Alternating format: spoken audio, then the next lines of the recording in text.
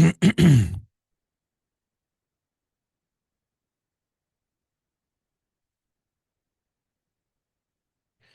America. Hello, world. Welcome to the set of my show, The Right Side. Doug Billings here with you. And I want to talk to you about something that's been very close to my own heart, a personal story, really, about a story that I heard about over the weekend.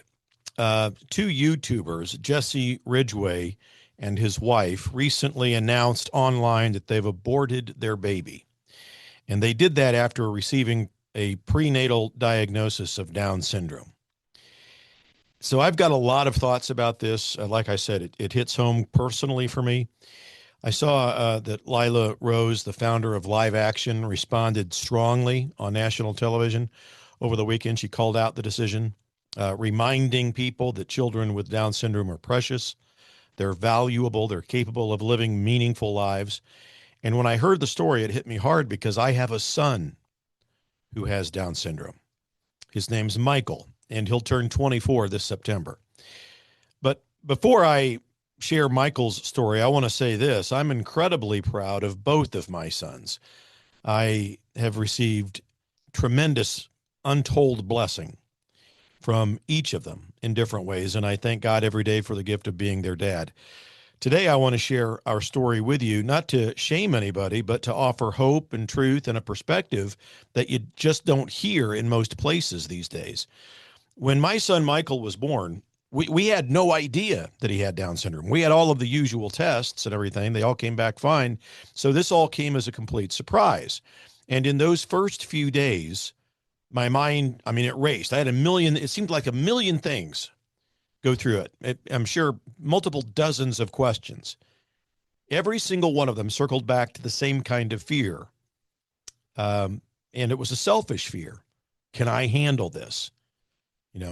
Is he going to live? Can I handle this? Is he going to have a meaningful life? Can I handle this? Will he go to school? Will he have friends? Will he graduate? Will he have a girlfriend? Will he ever get a job? Will he be happy? Can I handle this? The next question, that selfish question, can I handle this? It just repeated and repeated after all of those other practical questions came into my mind. I was scared. I was overwhelmed. Like many parents in that kind of a moment, I was focused on myself, on whether I had, what it took to raise a child with special needs. And, as a kid, I never saw a kid with Down syndrome when I was in grade school. They were always sequestered away and they weren't included. There was no inclusion of these kids, at least when I was in school, where I went to school. So after a few days, after Michael's birth, the hospital social workers arranged several parents of young children with Down syndrome to come visit us. Now, Michael had a heart issue when he was born, which is typical among these kids with Down syndrome. It's a heart situation that can be fixed, and they did.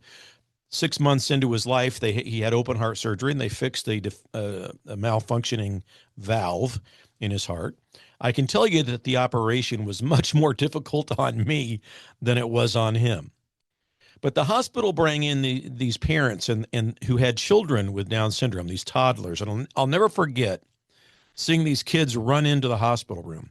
Michael spent the first 4 weeks, maybe it was 6 weeks of his life in the NICU, the Neonatal Intensive Care Unit at Overland Park Regional Hospital, where he was born, and great people over there, great staff. And back at the time, there was a group called the Down Syndrome Guild of Greater Kansas City. They were the people that were responsible for bringing in these parents and the kids who had Downs. They were beautiful kids. They were happy, loving, clearly thriving within their own families. And for the first time, I started to feel something shift inside of me. I began to feel hope rise within me just a few days after I was really devastated, wondering if I could handle this. And I started to see that, Down syndrome wasn't just a diagnosis, it was a life, and it represents a real, valuable, meaningful life. And I began to experience what I later began to describe as the dawning of blessing. And I started to realize that Michael had a purpose and that his life was going to matter. Fast forward almost 24 years, okay? Every single one of those questions that raced through my head in the hospital, the moment I heard the news that Michael might have signs and symptoms of Down syndrome, I can tell you that every single one of them has been answered with a clear and confident yes. Yes, he's going to live. Yes, he lives with joy and wonder and meaning. Yes, he went to school and graduated. Yes, he played sports. Yes, he has friends. Yes, he has a job. Yes, he has a girlfriend. Yes, he loves his life. And yes, I can handle that. And you know what's most beautiful about all of this? Michael's life is almost none of the venom, the bitterness, the prejudices, or the hopelessness that so many of the typical kids and adults carry around with them every single day. Michael and these children, all of them who have Down syndrome, they see the good in people. They find joy in the simple. They love without condition. And it wasn't long after Michael was born that I began to call that extra 21st chromosome. Trisomy 21 is the official name of Down syndrome. It means they have an extra 21st chromosome. I began to call that chromosome the Divine Chromosome because when it removes the pride, the judgment, the constant striving, the venom, the prejudices, often the things that get in the way of seeing life really clearly, that's what it does. That's what this little Divine Chromosome does. And so Michael's taught me more about love and about patience, acceptance, and the true meaning of life than almost anyone else I've ever met. So the meaning of life for me, is obviously establishing a relationship with God, but also the meaning of life, in my opinion, is, the question, why am I born? Why am I here? The meaning of life. What's the meaning of all of this? Well, the meaning of life, in a way, is that we are called to enter into the lives of others to make differences for the better. We are called to enter into the lives of others to make differences for the better. And Michael does that every single day. I've watched it. I've watched it happen. And I want to be clear about, the fact that I'm proud of both of my sons. Grant, my oldest, he's 33, living a wonderful life with his wife, Caitlin. He's brought me a lot of joy, a lot of pride. I'm very proud of him. I received blessings from both of my sons in different ways, but both are deep and meaningful examples of my fatherhood.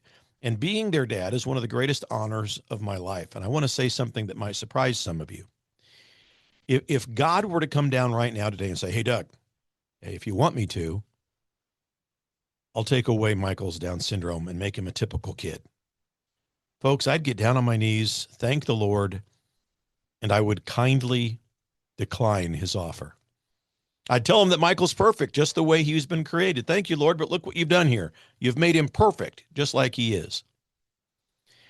That might sound strange to some people, but after 24 years of living with this incredible young man with the Divine Chromosome, I can tell you with complete honesty, his life has been one of the greatest blessings that I and others who know him, including his brother Grant, have ever received. And this is why stories like the one that I heard about Jesse Ridgway and his wife aborting their baby, who was, they were several months into a pregnancy. It just breaks my heart. Because when parents receive a prenatal diagnosis of Down syndrome, the Ridgways aren't alone. The vast majority of people choose to abort those babies. It's tragic. I mean, they're told that the child's going to be a burden, that their life is going to be limited, and that it'll be just too difficult, too hard.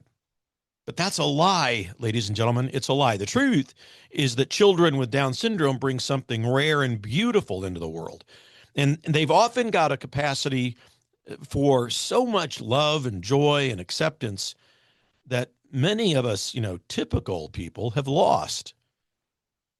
And in today's world, medical science has made it, a lot of progress. Life expectancy for these people is now about 60 years old. Quality of life has improved dramatically, better health care, education, and what I was lacking when I didn't see when I was a kid, inclusion. These kids are included in the school classroom throughout their time in school. So these are not lives that are examples of people who are suffering. They're lives of meaning and they're lives of connection. They're lives of extraordinary happiness if you just let the life happen. When we abort these children, we're not just ending a pregnancy, we're ending a life that would have been that would have brought light and love and perspective and certain context into the world. And oftentimes in ways that we can't even imagine at the time of that diagnosis that causes so much anxiety. And I don't blame people for being anxious about that news. That what I experienced with all of those questions, that was anxiety. Can I handle this? What's happening here? So I get it. And if you're watching this and if you've received a prenatal diagnosis of Down syndrome, or if you know somebody who has, I want to hear from you. I want to make sure that you know you're not alone. You can handle this. And your child's life is going to be a lot more beautiful than you can possibly imagine right now. The fear that you're feeling is real if you've been presented with this news, but it's not the full story. There's hope on the other side of that fear. And there's joy, there's meaning, and there's love that is going to change you in ways that you've never expected. You're going to look back in time, I promise, through this experience. If you've been diagnosed with a prenatal Down syndrome baby, you're going to look back years later and you're going to think, I've got a pack of blessings on my back. A pack of blessings. Folks, I'm speaking from experience. 24 years ago, I was terrified. Today, I thank God every day for the gift of both of my sons, Grant and Michael, and for the unique ways that each of them has blessed my life. We're in this life together. We're in this world together. Let's help each other out when it comes to things like this. You have so much to look forward to.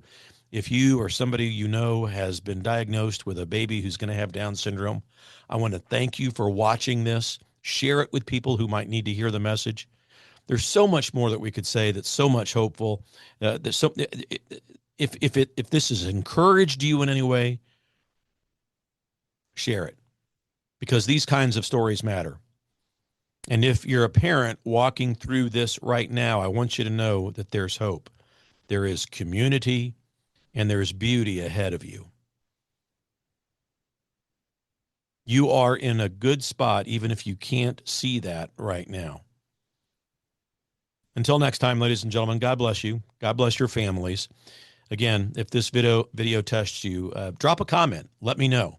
I read almost every one of them. And please prayerfully consider heading over to my website, dougbillings.us, to set up a monthly recurring contribution over there so that we can continue the show and to spread good news like this. The right side of hope. We're in this together, ladies and gentlemen. Believe it, for each other. Cheers.